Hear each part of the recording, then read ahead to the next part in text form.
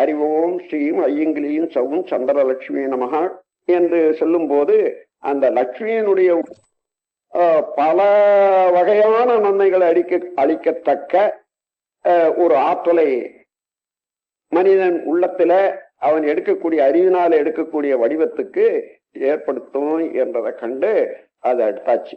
அதன் பிறகு இப்போ மந்திரம் ஆச்சு, யந்திரமும் ஆச்சு. அதுக்கப்புறம் தந்திரம் என்ன?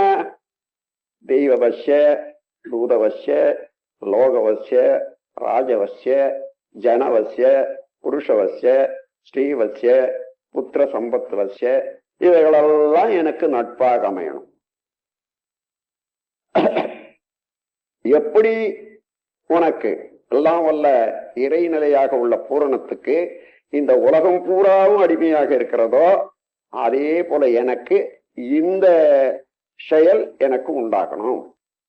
இந்த நாகலோகத்தில் உண்டாகிற சர்வஜீவ பிராணிகளும் உன்வசமானாற் போல் என் வசமாக வசிய வசிய ஓம் ஸ்வாகா. இதுதான் இப்ப போட்ட மந்திரம். இது போல ஒவ்வொன்றுக்கும் உண்டு. அதனால அத தேவையில்லை என்று சொல்றதோ, தேவையில்லை என்று சொல்றது அவரவர்களை பொறுத்ததுதான். ஆனால் அதை புறக்கணிக்கதோ அல்லது எள்ளி நகையாடதோ வேண்டியதே இல்லை. அவரவர்களுக்கு தேவையான அளவுல அவர்கள் உருவத்தை கற்பித்துக் கொள்ளலாம். அந்த கற்பனையிலேயே அவர்கள் வேண்டியதை பெற முடியும், பெறலாம்.